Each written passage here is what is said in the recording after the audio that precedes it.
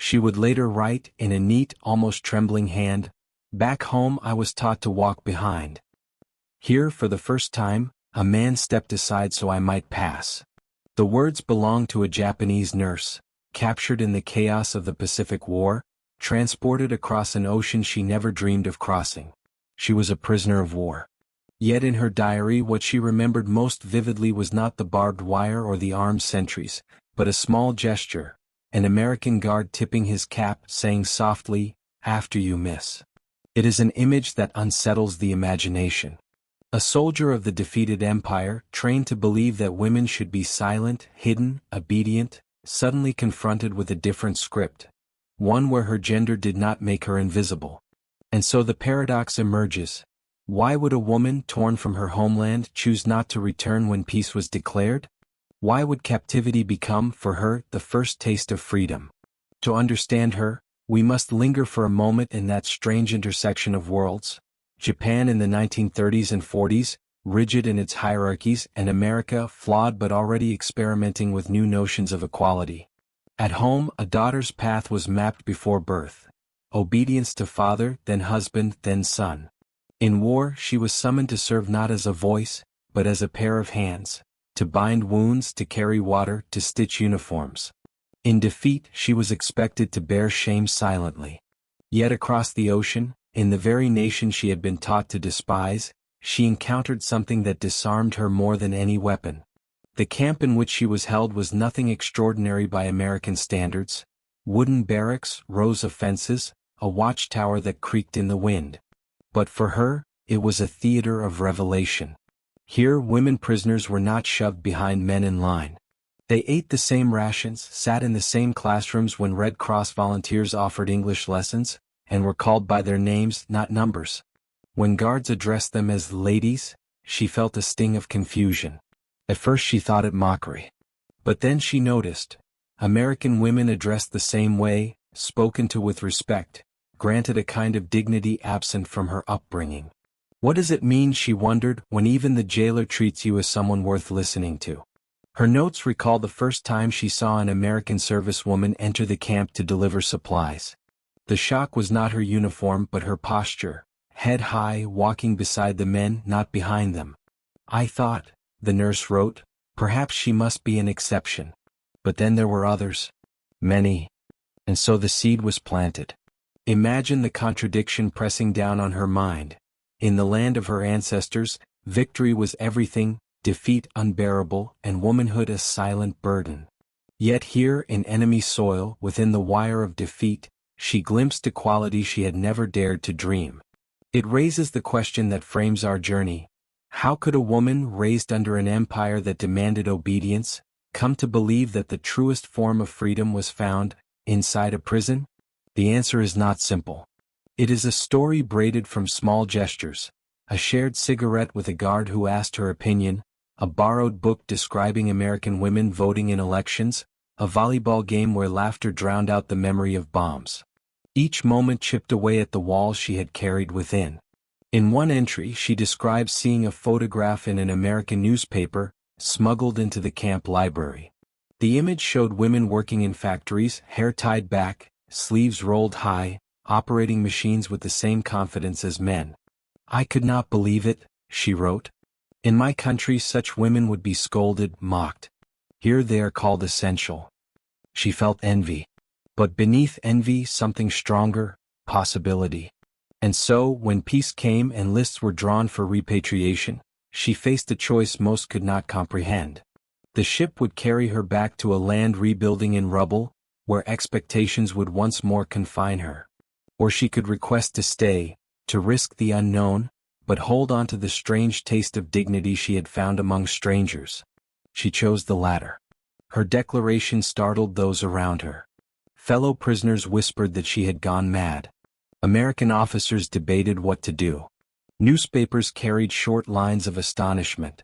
But she remained calm. "In Japan I will be a shadow. Here perhaps I may walk in the light." This is the paradox that we explore. A woman who lost her freedom in war, yet found in that captivity a freedom deeper than chains could ever restrain. The summer of 1945 had left the Pacific burning.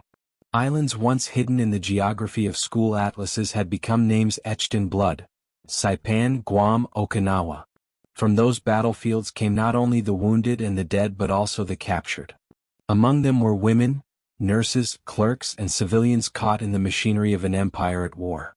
When ships carried them eastward, across the vast Pacific, many believed they were sailing toward humiliation. For women of Imperial Japan, captivity carried a double weight: the disgrace of defeat and the expectation of silence. They had been raised to believe that a woman's virtue was obedience. To be taken prisoner was, in itself, a fracture in that belief. To step foot on enemy soil seemed to promise only scorn. Yet what greeted them on American shores was not what they had been told to fear.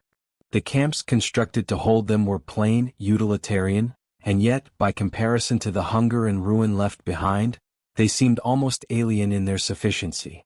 Rows of barracks stretched like orderly handwriting across the flat fields. Wooden fences, yes, but behind them small gardens planted by earlier prisoners. In the kitchens, the smell of coffee, a drink rare and almost mythical to Japanese civilians of the war years, rose every morning. For the nurse whose diary would one day capture these impressions, the first shock was the distribution of rations. She expected to wait behind the men, to eat what was left after they were served. In her homeland, meals began with the patriarch. Women and children ate later. But here, in the line of prisoners, the order was different. Everyone queued together. When her turn came, an American sergeant handed her the same portion as any man. He even asked, with a politeness that felt disorienting, whether she preferred milk or black coffee. This small moment unsettled her more than the sight of barbed wire. Equality arrived disguised as a ladle dipped into a pot of stew. Numbers told their own story. By 1945, over 400,000 prisoners of war were housed in camps across the United States. A minority were Japanese, and among them women were rarer still, perhaps only a few hundred scattered across different facilities. They were anomalies in a system designed for men, and yet, in the way they were treated, they discovered a pattern. The American military, following conventions, did not rank prisoners by gender. Women were registered the same way as men, issued identification numbers, given beds, access to mail, and in some camps even opportunities for education. The nurse described the barracks as crude but clean. The windows were simple squares cut into wood, the bunks lined in rows, and above each bed a small shelf for personal items. For the first time in years she could keep a notebook without hiding it. At night, she wrote by the dim light of a bulb, electricity supplied regularly, a luxury she had never known during the bombing raids in Japan. She noticed, too, the presence of American women in uniform. They came not as prisoners but as staff, nurses, clerks, even guards. The sight was startling. In her country, uniforms belonged to men. Women wore them only in service, never in authority. But here, women gave instructions, signed papers, distributed medicine. And the men, even officers, obeyed without hesitation. It was a revelation. In one entry she recorded, "I had thought strength meant to endure silently. Here I see strength in a woman's voice, clear and commanding." The contrast between her upbringing and her surroundings grew sharper with every passing day. Back home, girls were taught to lower their gaze when speaking. In the camp, American volunteers encouraged eye contact, even smiles. They taught English words like please and thank you, not as commands but as courtesies exchanged between equals. The camp library became another site of transformation. Stacks of donated books, many worn by previous readers, lined a small wooden room. She picked up a magazine with a cover showing a woman riveter in a factory, sleeves rolled high, gaze steady. The caption beneath proclaimed women as vital to the war effort. She lingered over the image. It seemed impossible that a woman could be celebrated for labor once dismissed as unfeminine. Outside, the rhythms of daily life reinforced the lesson. Men and women prisoners were sometimes gathered together for cultural programs. Lectures on language, music performances. No one was ordered to sit apart. The Americans, she observed, valued participation over silence. A woman's voice raised in song was not shushed but applauded. The paradox pressed deeper into her thoughts. She was, after all, a captive. Fences defined her horizon. Yet within those fences she found freedoms denied to her in the open streets of her own homeland. To be treated as an equal in captivity was a contradiction she could neither dismiss nor forget. Others noticed it too. Some of the male prisoners scoffed, muttering that the Americans indulged women because they were weak. But she could not agree. What she saw was not indulgence but recognition, that women possessed the same rights to food, education, and dignity as men. When she lay awake at night, listening to the soft hum of the electric light, she thought of what awaited her if she returned home. Bombed-out streets, ration cards, and above all, the old hierarchy reasserting itself. Daughters serving fathers, wives bowing to husbands. The weight of obedience returning like a yoke. Here, even behind barbed wire, she had glimpsed another possibility. The seasons shifted, and with them the rhythm of life inside the camp. What had first seemed shocking began to unfold into a pattern, and each day revealed another fracture in the beliefs she had carried from childhood. The fences remained, the guards remained, but within those boundaries she was exposed to an entirely different social order, one that quietly dismantled the certainties of her upbringing. One of the greatest surprises came with the language classes. Organized by American volunteers, often with support from the Red Cross, they were meant to teach English basics to prisoners. She hesitated at first. In Japan, a woman speaking a foreign language was often considered frivolous, even improper. But curiosity drew her into the small classroom, where men and women sat side by side at wooden tables. The instructor, a young American woman with hair pinned neatly back, wrote words on a chalkboard: freedom, choice, rights. These were not just vocabulary. They were concepts. As she copied the letters into her notebook, the nurse felt as if she were writing spells from an unfamiliar book. The teacher encouraged questions. And so, timidly, she raised her hand. The room fell silent. She expected laughter. Instead, the teacher smiled, nodded, and said, "Go ahead." That moment lingered. It was the first time her voice in public had been invited rather than suppressed. The camp also organized recreational activities, an attempt, perhaps, to keep morale steady, but to her they became revelations. She still remembered the first volleyball game. A net strung between two posts, a scuffed ball tossed high. Men and women prisoners played together, with guards even joining in. She was awkward at first, her body stiff from years of constraint. Yet when she missed a ball, no one scolded her. Instead, someone laughed and clapped her shoulder. "Next time," they said. She found herself laughing too, the sound unburdened, unlike the careful laughter expected in her homeland. Later she would write, "When I jumped to strike the ball, I felt taller than I ever had. It was not the game but the freedom to try." It was in the camp library that her world expanded further. Newspapers and magazines arrived sporadically, sometimes weeks old, but filled with images she had never imagined. Women driving trucks. Women working in laboratories. Women standing at podiums, addressing crowds. In one magazine she saw a photograph of American women lining up at polling stations. She studied the image for hours. To cast a vote, for her that seemed like something from another planet. She discussed it with another prisoner, an older clerk who muttered that it was unnatural, that women meddling in politics would bring only disorder. But she could not shake the conviction that what she saw was not disorder but recognition. If women could shape the future through a ballot, what else might they achieve? Letters from home deepened the contrast. Through censored mail, she learned of shortages, of families returning to traditional expectations in the ruins of defeat. A cousin wrote that her marriage had been arranged quickly, as though to restore normalcy through obedience. Reading those words by the electric light, she felt the gulf widen between what awaited her in Japan and what she glimpsed daily in captivity. Even the guards, with their casual manners, offered unintentional lessons. They addressed her with the courtesy reserved for adults, not children. They held open doors not as a command for her to pass quickly, but as a gesture of respect. She noticed how American men spoke to American women, sometimes with warmth, sometimes with jest, but without the heavy silence she had always known between genders. It was a revelation both thrilling and disorienting. At night, she lay awake on her bunk replaying these moments. How could she reconcile the world she had been told to honor with the world she was now experiencing? The paradox grew sharper when she began helping in the camp infirmary. There, under supervision, she tended to minor injuries. To her astonishment, an American nurse placed her in charge of certain tasks, trusting her judgment. A woman directing another woman, it was simple yet profound. She realized she was not being treated as an extension of a man's authority but as a professional in her own right. The experience was intoxicating. She wrote in her diary, "I feel as if I have been asleep for years, and only now am I opening my eyes." Still, not all was easy.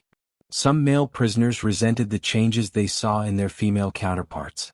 They muttered that the women were being corrupted, that American ways were poison. But she noticed those same men sneaking glances at the magazines, lingering by the classrooms, listening to the lectures. The current of change was subtle, but it reached everyone. By the winter of 1945, she no longer doubted what she felt. The camp was not a paradise. It was still confinement, still separation from home. But within it she had encountered dignity, respect, and possibility in forms she had never known. She began to fear the end of her imprisonment, not because of what the Americans might do, but because of what awaited her if she returned. The seed of a decision had been planted, and it would bloom when the war ended and the gates opened. The summer of 1946 brought with it the long-awaited word: prisoners would be sent home. Across the camps, rumors swirled and anticipation grew. Men spoke of wives they had not seen in years, of villages waiting, of honor restored by return. Women too received letters, some filled with relief, others with reminders that duty still awaited them across the Pacific. For many, the thought of repatriation meant closure. But for her, the nurse who had come to see freedom in unexpected places, it felt like a sentence. She lay awake at night, imagining the path that awaited her. A family eager to arrange her marriage, neighbors whispering about the shame of her capture, the old rules settling on her shoulders like chains. One morning, a clerk entered the barracks with a list. Names of those scheduled to board transport ships were read aloud. When hers was called, she felt a tightening in her chest. The list was not a choice, it was an order. Yet in that moment she understood that the very idea of choice was what she had learned in captivity. And she could not surrender it now. She approached the American officer assigned to the camp and asked, through halting English, whether she might stay. At first he thought she had misunderstood. He repeated slowly, "The war is over. You are free. You may go home." But she shook her head. "Home," she said, "is where I must walk behind." She pointed to the camp around her, to the women in uniforms, the classrooms, the library. "Here I walk equal." The request was astonishing. Rarely had prisoners refused repatriation. It was assumed that all longed for their homeland. Word spread quickly through the camp. Some fellow prisoners were outraged, calling her disloyal, shaming her as ungrateful. Others watched with silent envy, unable to imagine such defiance yet secretly admiring her courage. American staff debated the matter. They consulted rules, sought guidance, wondered if such a thing were even possible. Some argued she was confused, that trauma had clouded her judgment. But when questioned again, her answer was steady. "I wish to remain. Not as prisoner, but as person." It was a phrase that startled even the translators. To be a person. Was that not what everyone was by birth? Yet she knew from her own life that to be female in her homeland was not to be seen as a full person. It was to be defined by others: father, husband, son. Here, even within fences, she had tasted a different definition. The press caught wind of the story. Local newspapers carried brief articles with headlines like, "Japanese woman refuses repatriation." Readers were puzzled. Why would someone cling to the land of her captors? But for others, her story stirred something deeper, a recognition that the ideals America proclaimed might indeed have power beyond its borders. In her diary she tried to explain, "I have seen war destroy cities. I have seen men die. But here I have seen women stand beside men, not behind them. If I return, I will lose this vision. If I stay, perhaps I can live it." It was a moment of quiet revolution. In the grand movements of armies and treaties, her decision was small. Yet in the realm of individual destiny, it was seismic. She was not rejecting her country, she was rejecting the silence imposed upon her. Officials eventually permitted her to remain under a civilian sponsorship program, one designed originally for displaced persons from Europe. Her case was unusual but not impossible.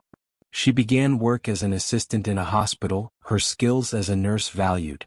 For the first time she received wages in her own name.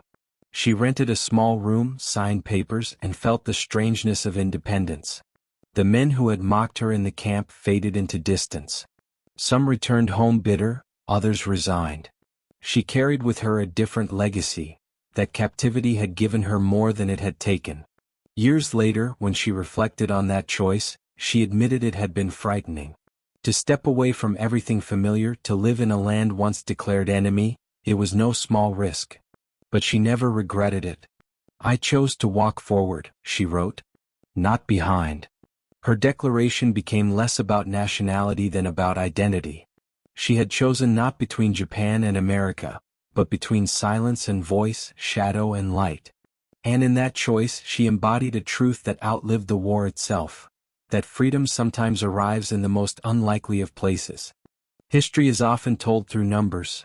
The millions displaced, the thousands killed, the countless tons of supplies that crossed oceans. But history is also lived in single decisions. Private, trembling choices that ripple outward. The choice of one Japanese woman to remain in the United States after the war might seem small beside the towering statistics, yet its echoes carried across time. For her, the years after the war were not easy. She was often reminded of her difference, her accent, her face, the lingering suspicion that clung to all Japanese in the late 1940s. Apartments denied her leases, patients sometimes refused her care, neighbors watched with cautious eyes. And yet, alongside the shadows there was light.